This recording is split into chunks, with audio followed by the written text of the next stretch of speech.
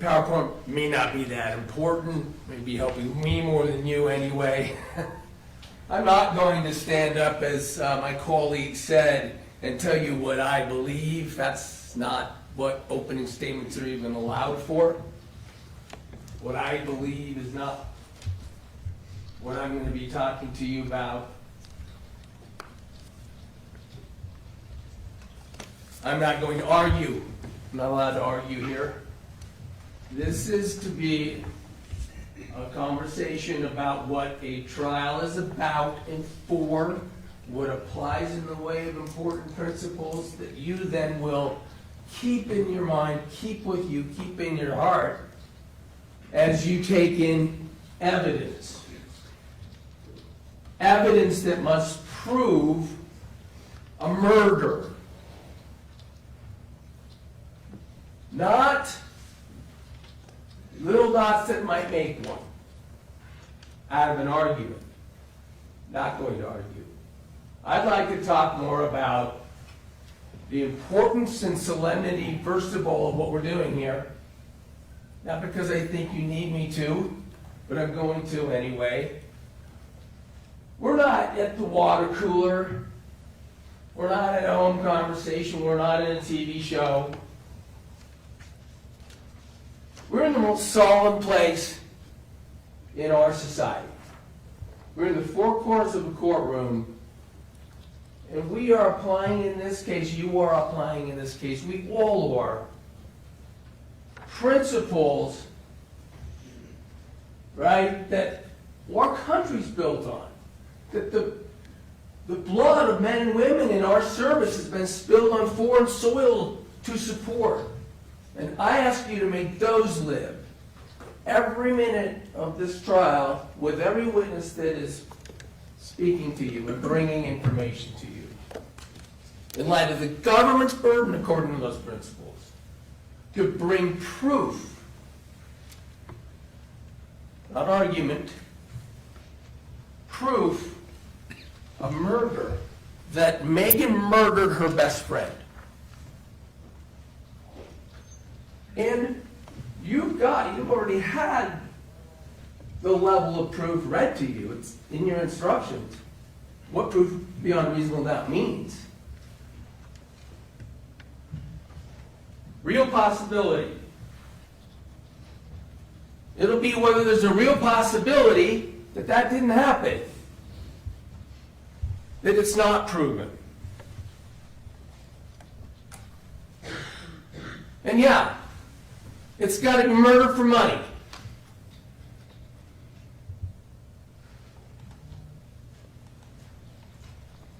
You will hear about suicide, because that's not murder for money.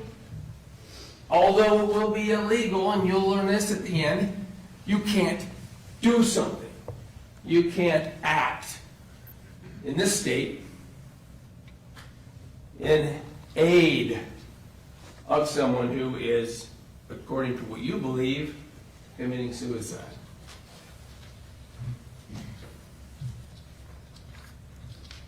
And quite frankly, that applies to if this person, in this case Kacee Terry,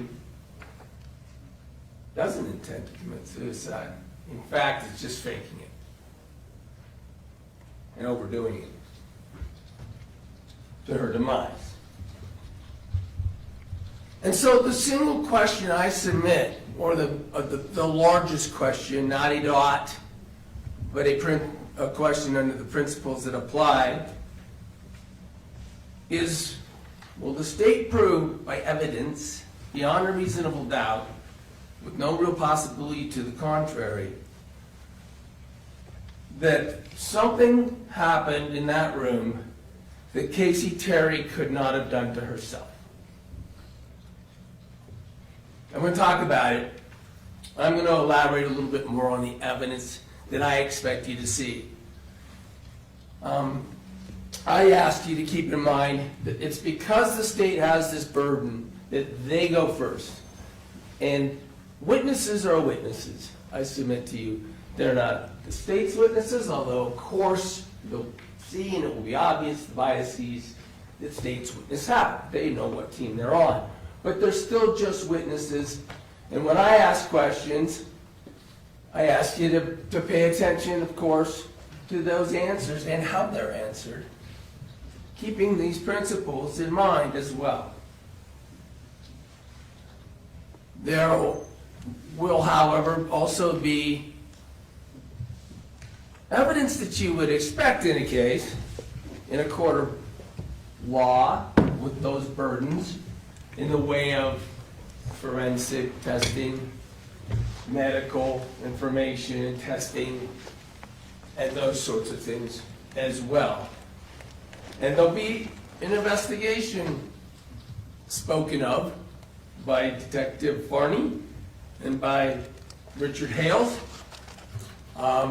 who worked in tandem, although as you'll learn, Richard Hales works for the prosecutor's office.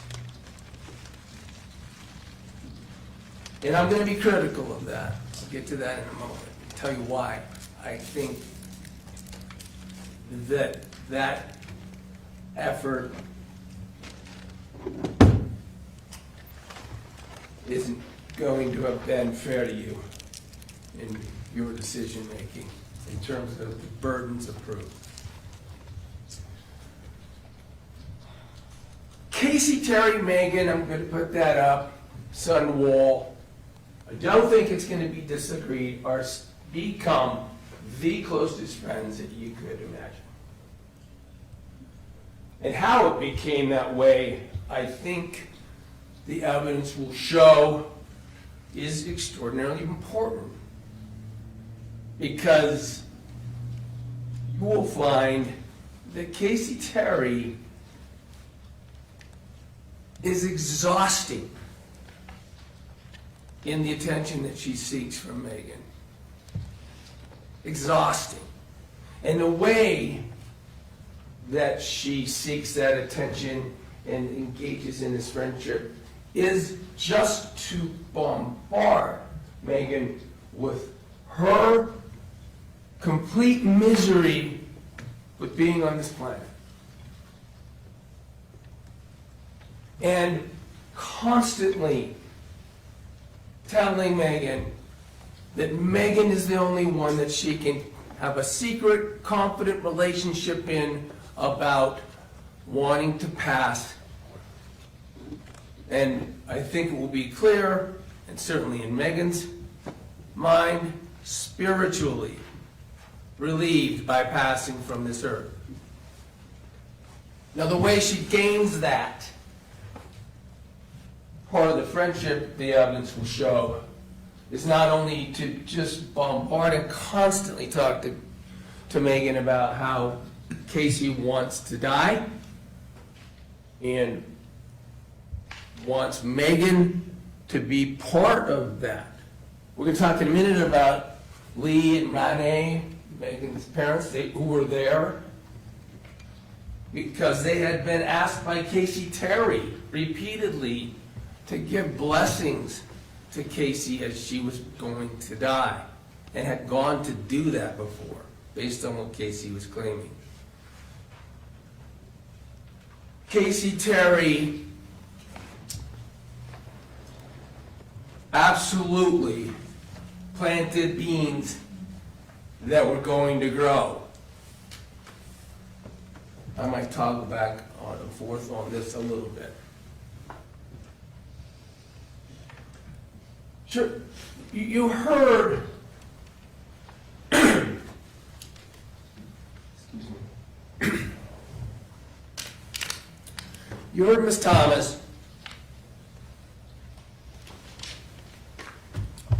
mention that Kacee Terry was a liar, and that is extraordinarily important in this case.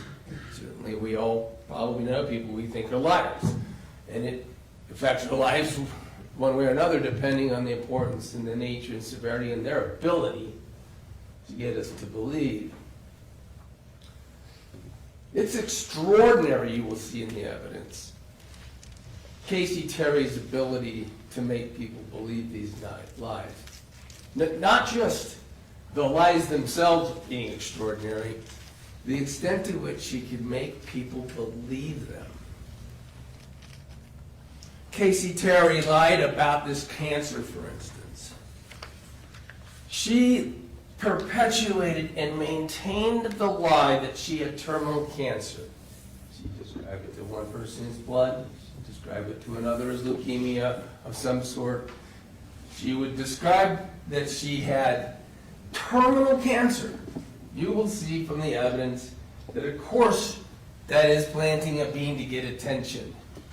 And you'll see that she split the way she lied this to different people who would give her different sorts of different attention in different ways and have a different ability to fool. That is what she used, that lie, among others, but that lie to constantly get the response from Meggan of sympathy, confederacy, privacy, closeness, spirituality. And this is fueled by Kacee Terry to seek attention. But she's so good at this lie, not only, I don't know if the state's going to ultimately ask you to believe that Meggan didn't believe it, but her own family, Kacee Terry's, the evidence will be her own family believed it. A family that before her death, she lived with for years. In the same house. A good family. A very good family. Mark Farnsworth, when you hear what that poor man has been through, and his intelligence, and notwithstanding that, you would take her to the hospital for visits that were fake, at midnight, all the time. She would make these people take her around to fake treatments.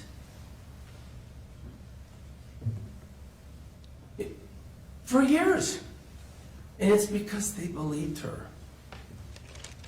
They learned she didn't have any cancer. They learned she didn't have these other ailments. She would talk about kidney disease. They learned she was healthy when she died, according to the doctors. They learned it from the doctors at the hospital.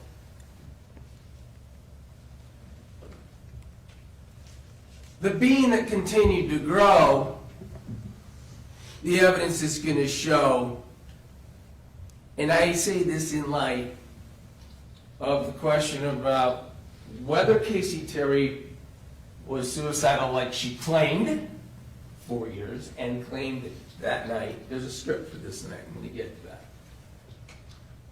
I mean a script, literally, in text messages. She did this for years, as the evidence is going to show, and as I mentioned, but things were escalating. She was calling the doctor more and more towards the end. She was talking about anxiety, depression. She talked to the doctor, mentioned suicide, you're going to hear that. She talked about suicide to some people. She certainly ramped up her supposed misery level. It's not just opiate use and opiate abuse and opiate addiction that was going on with Kacee Terry. Kacee Terry was buying, selling, exchanging drugs with other people. It was ramping up. Another thing that was ramping up, Kacee Terry was stealing from her grandparents that she was living with. Grandparents that her role in that house was to take care of. In the house where Mark lived, and then Mark's parents, Kacee's grandparents, who, her grandmother was suffering from mental health disease, dementia, and her grandfather was old and trying to take care of mom, but Mark knew that they needed help, and then Mark believed that Kacee needed help. Now, Kacee was hopefully going to contribute to this household by helping her grandparents. Well, what she was doing is stealing from them. And towards August 12th, it really ramped up.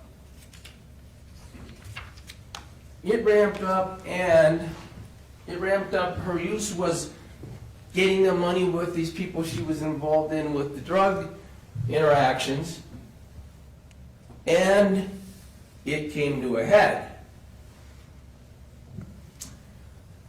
There was some mention, roughly, I think we're going to hear from Mark about a week before Kacee died, that Mark had some concerns about the billings that later you're going to hear were found to have been repeatedly and constantly intercepted by Kacee to hide her stealing, and the use of the credit cards, and that Kacee was probably present, probably over her debt, probably knew, and frankly was asked to cancel a credit card, which she never did.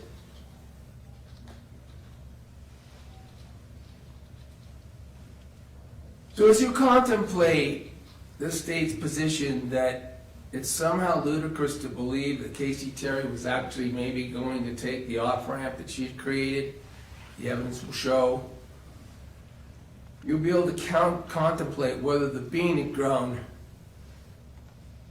out of control. And she knew that life as she knew it, as a liar, had finally hit the critical breaking point, and it was going to come out. Now, Meggan Sundwall, you're going to hear about, was an easy mark for Kacee Terry. The evidence will show, and it will show through the very communications that are going to be introduced. I submit to you, cherry-picked to the extent out of 28,000 text messages that go on. Of course, there's phone calls, they have meetings, these people are friends. At one point, as you heard, they lived together. Meggan and Mitch let Kacee live with them. That she never called her on it, is what you just heard. The evidence is going to show. Meggan wouldn't call her on it. When Kacee would tell her stuff that was ridiculous. 74 degree temperature. You're going to see and hear that that happened all the time. Meggan offered unconditional love to Kacee Terry. She didn't call her out on things. You're going to hear that even her doctor didn't call her out on some stuff when Kacee Terry, as her doctor, I expect, is going to agree and testify, used the medical service process to gain attention by coming up with false maladies. You're going to learn, there's going to be Kyle Hancock. He's a psychologist. He's clinical work and he's done expert work. And he can help you understand, even from an expert standpoint, not only about someone like Kacee and someone like Meggan, but what that means in terms of those two types of people having a relationship and the dynamics of that. So as the government suggests that Meggan should have called her on it, stop being an unconditional friend, I think you'll be able to look from the evidence as to why that would be, to the extent that it's not already obvious. And quite frankly, throughout their relationship and throughout the conversations and throughout constant and exhausting pleas from Kacee for Meggan to unconditionally accept what she said, unconditionally show love, and promise to see her through the end with blessings from her father and being present in a form of helping her by being present when she died. They were even referenced spiritually. Freedom from the pain that Kacee was claiming in the form of a spiritual release. This is the room where Kacee Terry essentially died. She went to the hospital and was taken off support, but I think the evidence is going to show she was never going to live after paramedics took her from this room. I blew that up. You can see on the left, up next to her bed in a frame, are Kacee and Meggan. The closest thing to Kacee when she essentially passed. This is the room that is the scene of what the supposed murder was. Whether or a suicide, what Meggan believed to be a suicide, it looked like a suicide. It was another fake that Kacee overdid.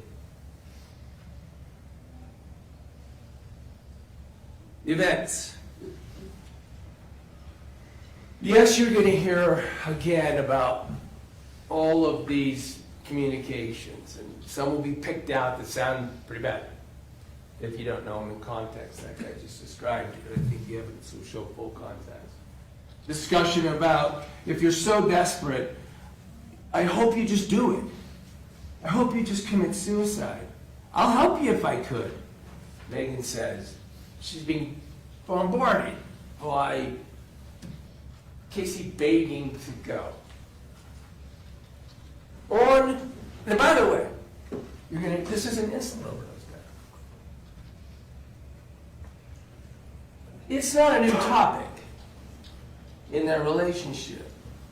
You will see from the evidence that talking about dying by insulin in this always in terms of a suicide, a way to pass, had been talked to them, between them, for years and years. When she lived there, you'll see texts that show that because of that, Meggan would even bring it and have it in the house.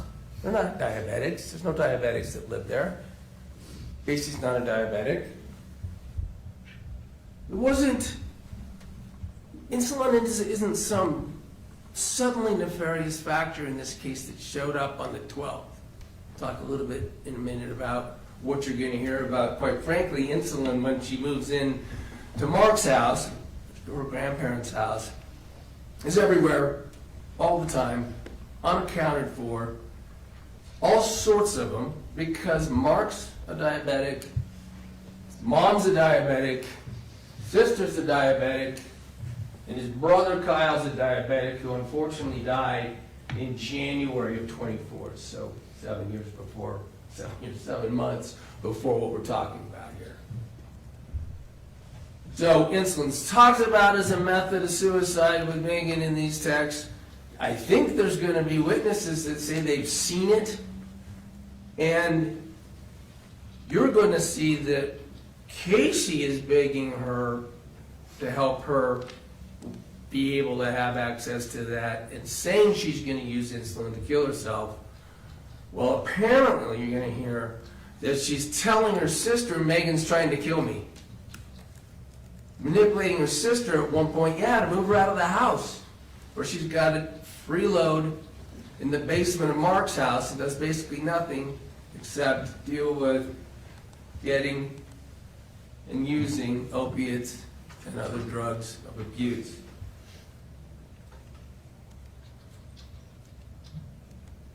The events were scripted out in Texas, you'll see. They planned for Meggan to go be over there, and once again, that Kacee would use insulin to engage in an overdose. And again, uncontroverted, she had the ability to get insulin anywhere she wanted in that house, and no one would even know.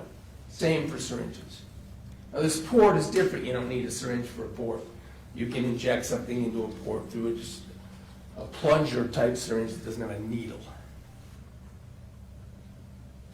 You'll hear evidence that that probably wouldn't have been used it caused the death here because of the different way it would act if you just put it right into a port versus subcutaneously.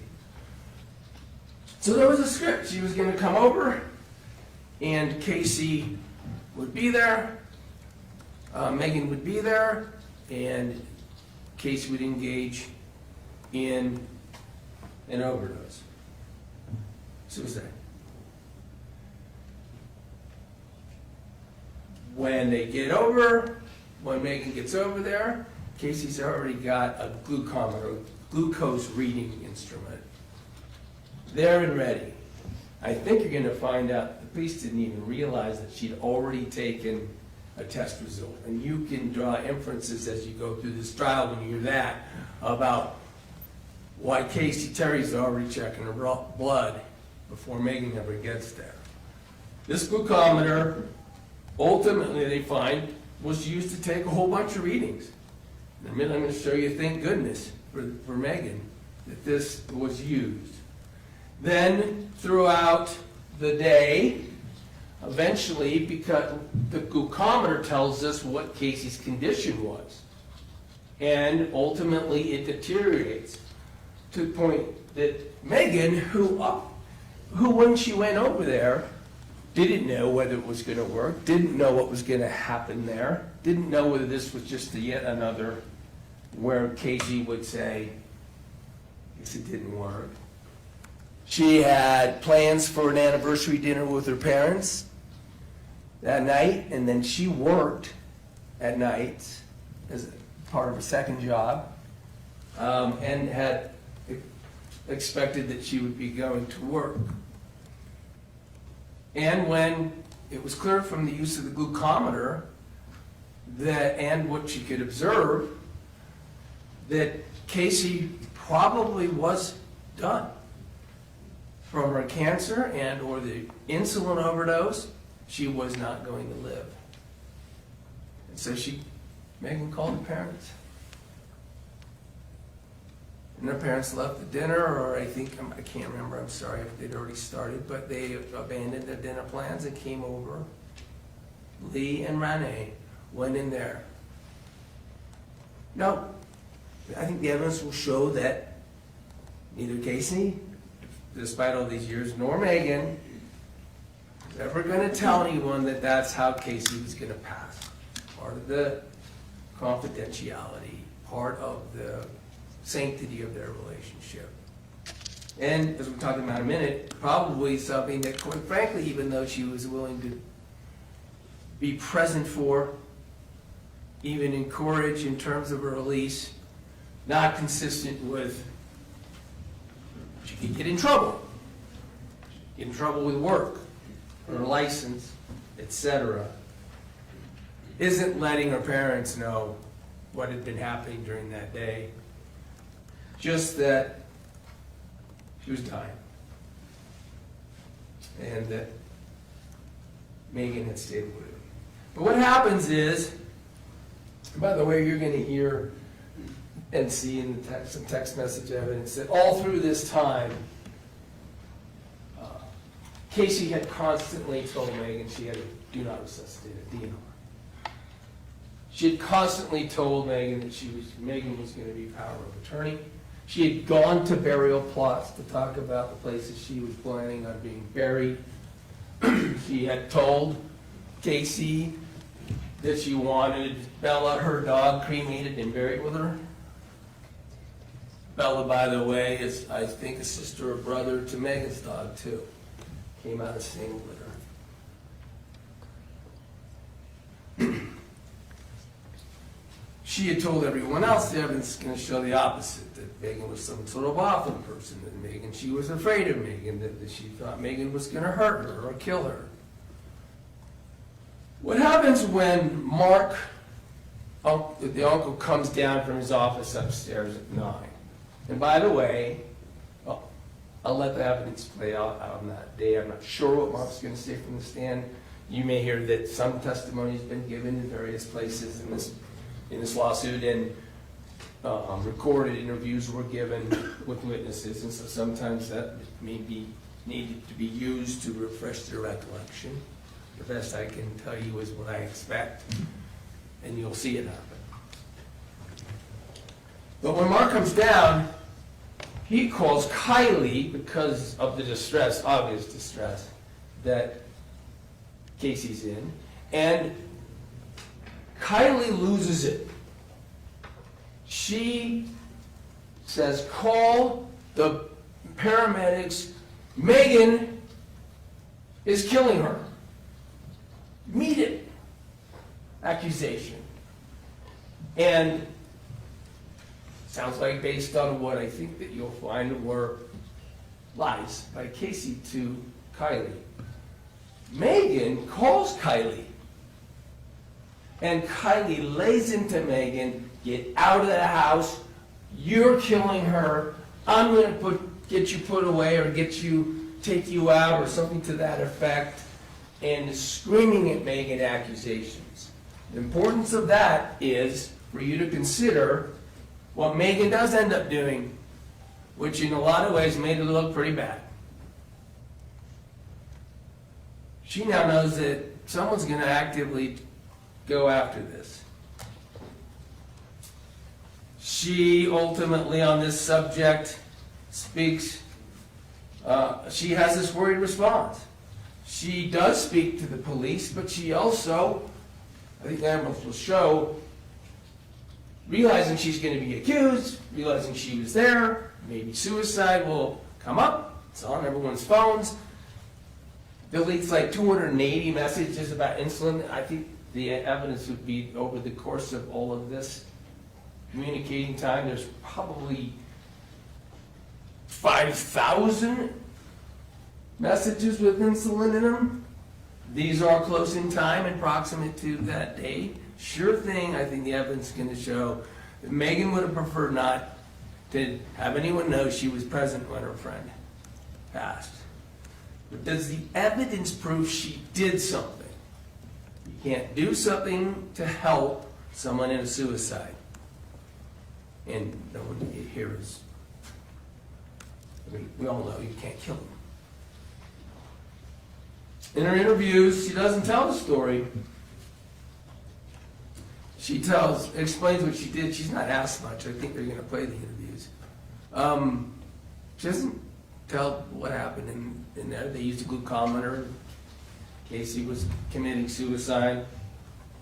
And she deletes these texts. Can't do that. For worst reason is it makes you look pretty bad. Police say that as they're finding out about the deletions of texts and stuff. The police are telling her, it doesn't look good for you. The text does not look good for you.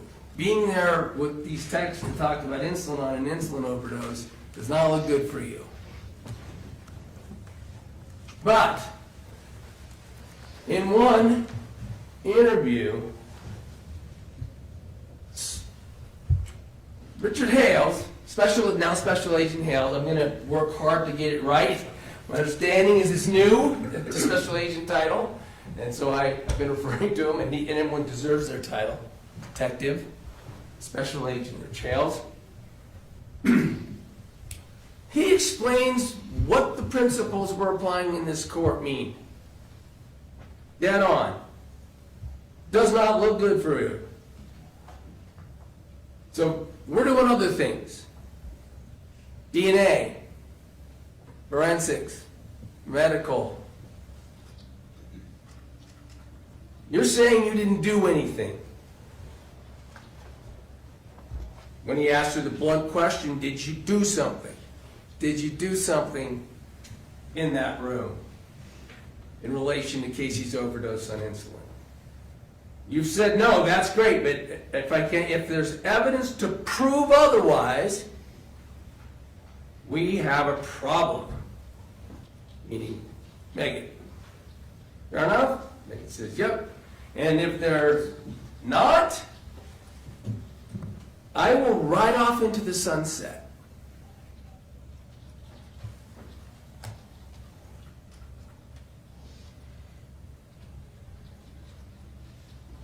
There wasn't.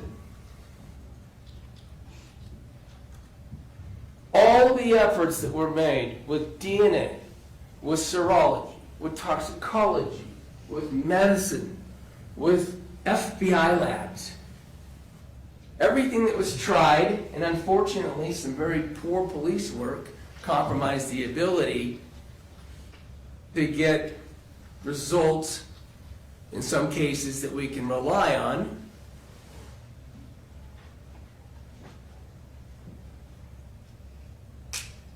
Failed to prove in a court of law,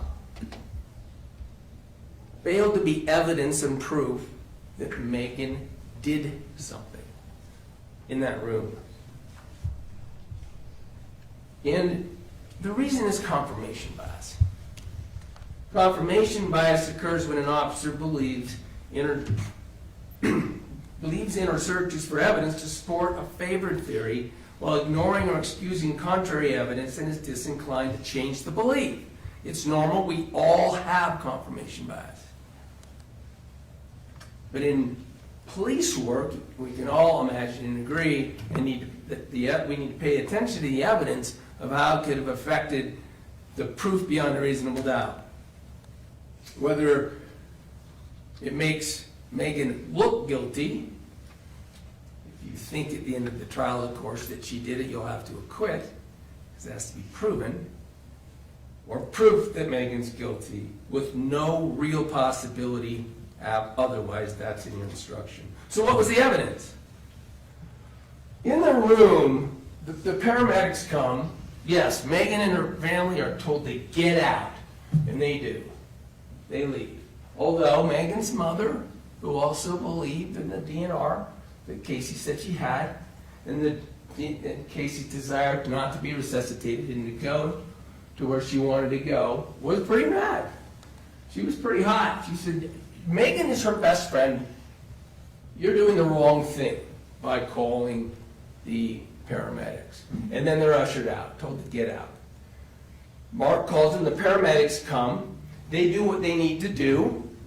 It's always tough on a scene. We're going to call it a crime scene. That's the state's theory, is that it's a crime scene. Because they need to do what they need to do, and sometimes it can affect, obviously, the integrity of the crime scene. They leave, and here's what is ultimately in that room. Syringes. 2 syringes are found. There's some of the plunger type that you could use for the port. 2 syringes at least. Turns out there's 3. I'll get to that in a minute. That are insulin syringes. In other words, the means for Kacee Terry to utilize them to inject insulin into her body. And like I said, the evidence is that that's not surprising, since they're all over the house and available to her at any time. They send these syringes. Let me be clear about the 2 syringes, because I just misspoke. There's a syringe that is found over by where Kacee Terry is. I think the evidence exhibit's going to be 2, or not exhibit for you, but police item number. The one found in the room. What happens is, Mark, ultimately, about 3 or 4 days later, is out cleaning up some things outside in the patio area where Kacee would go meet friends, smoke cigarettes and such, and had a garbage can for this Fanta box up in the upper left-hand corner. That Fanta box he was going to crush to throw away. That's, by the way, Fanta is what Kacee drank. Fanta orange. There's Fanta orange cans in the room. You'll see the evidence, you'll see the body camera. And as he manipulated the box before he crushed it, he could tell something was in it. So he pulled it out, and it was a rag, a black rag. You can see it in the right part of that picture. And a syringe, a box that no log insulin could be in. And a piece of paper that would come from the box. In other words, evidence. So he called Detective Varney. Detective Varney said, "Oh, take some pictures of it, I'll pick it up later." But in that, there's a syringe. So we have one syringe from the room at that point. We have another syringe. And then when Detective Varney came over to pick up the Fanta box evidence, Mark told her, "Hey, I had to rip out the carpet and strip down the room." The reason is because the day after this happened, believe it or not, a massive hailstorm occurred and it flooded Kacee's room. But when Mark says, "Oh, while I was doing that," this is the 19th now, when they've come to pick up the evidence. "When I was doing that, I found another syringe in the room." Here it is. And that's the one on the far right, still in the evidence bag. Those 3 syringes were available, in other words, within days. And the police sent him to the crime lab to get tested for the sort of evidence that Chales was talking about. DNA, fingerprints, and such. Didn't turn out to be good candidates for getting fingerprints. And DNA-wise, they found some DNA. I think you'll hear that with regard to one of the syringes, the DNA wasn't capable of being compared to Meggan, Mark, Kacee. Those standards were used. Those are the people, the DNA they're trying to find. With the other syringe, it was possible to get enough DNA to find out the following. Mark's DNA was on it. Kacee's DNA was on it. Meggan is excluded from any DNA on it. By the way, as you're going to hear, they arrested Meggan in March of 25. March 20th. The results that I just described you hadn't even come back yet. No DNA from Meggan, no fingerprints from Meggan. And one of the other things you're going to learn is that it turns out that Varney, Detective Varney and Special Agent Hales never collected the Fanta box or the rag. I think the evidence will be that there's probably not a better item to get DNA off of than a rag. And not a better item to get fingerprints off of than a smooth surface of a Fanta box. Mark hadn't put those in the bag. The Detective Varney said, "Toss the stuff in the bag and I'll come get it." Although, incredibly, when they went over to pick up the bag, Mark showed them he still had the Fanta box in the rag. They just let him toss it back in the trash. We know so that's the state of that evidence.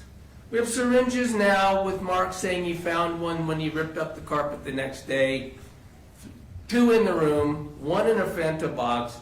A vial with some missing that Mark will testify to be enough to kill a non-diabetic, in his opinion. Let's talk about the glucometer. Thank goodness. Now, granted, you're going to hear that Meggan didn't tell him what happened in the room that day. Didn't tell him about a glucometer, about an insulin overdose, about Kacee's plan. This glucometer was used. And it was used by Meggan. That'll be the evidence. Because right around 43, which was at 1:43 p.m., a reading of 43, you're close to, if not unconscious. It's not clear. Definitely at 30. That's 2 o'clock p.m. This shows that Kacee would have been unconscious, and it shows that she would have never regained consciousness. So it gives a timeline. My understanding is, with all these experts and all of this medical testimony, and taking this evidence for what it's worth, there is no medical way to find that after Kacee's blood sugar was 43, more insulin went into her.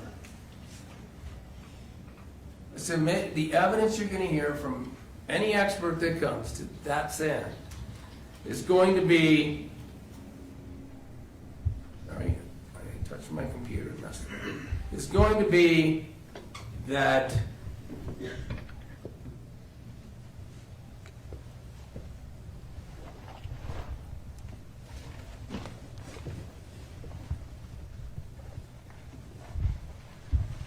whatever time insulin went into Kacee Terry, she would have been able to do it to herself.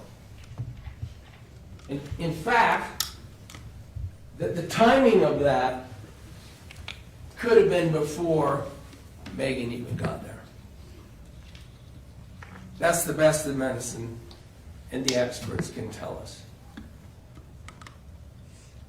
So the glucometer, thank goodness, gives us a timeline that demonstrates that exogenous insulin could have been administered by Kacee Terry to herself.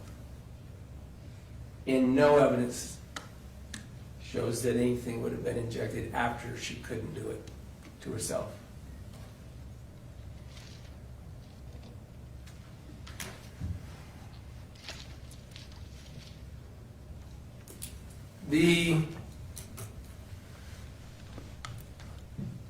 I showed you some other syringes. A couple months later, it sounds like, Mark actually also found more syringes in his brother Kyle's room, which is right down the hall, the next bedroom from Kacee's. Some of them, one of them at least, was preloaded. Kyle was a diabetic and would preload syringes and put them next to in his bedside stand or something. By the way, this room was never searched by the police.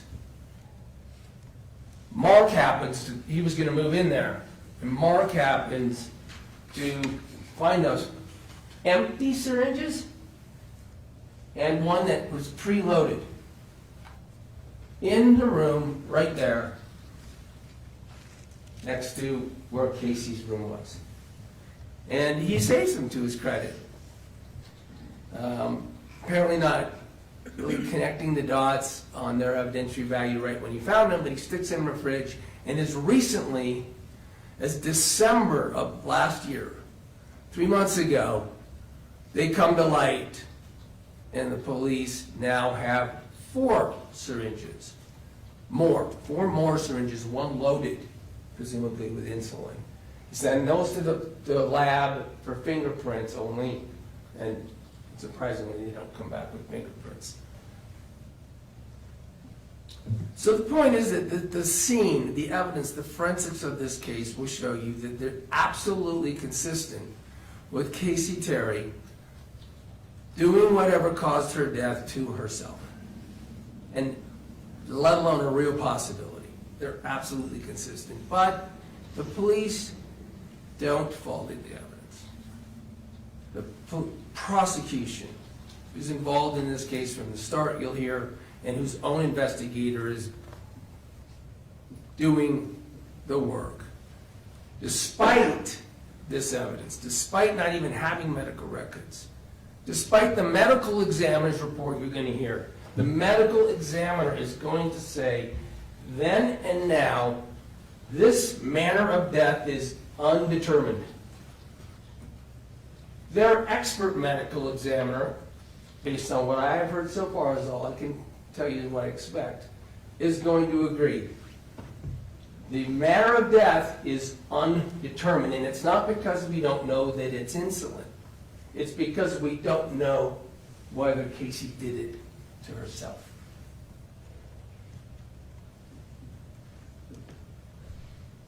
But this case is going forward anyway.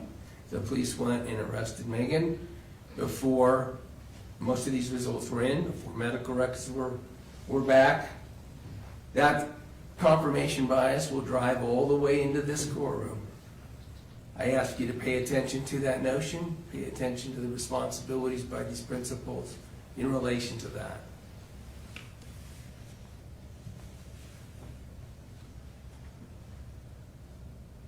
Everybody, frankly, their evidence is their minds are blown about how they got fooled by Kacee Terry in so many ways.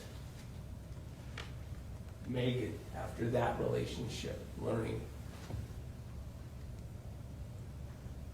But the evidence, regardless of all this cherry-picked texting we're going to hear about, absolutely will not prove, according to the principles that apply here, Meggan some murderer or even some helper in suicide, other than a comp gun and a best friend who watched her friend die but got charged with murder. For that reason, you'll be returning a verdict of not guilty. Thank you.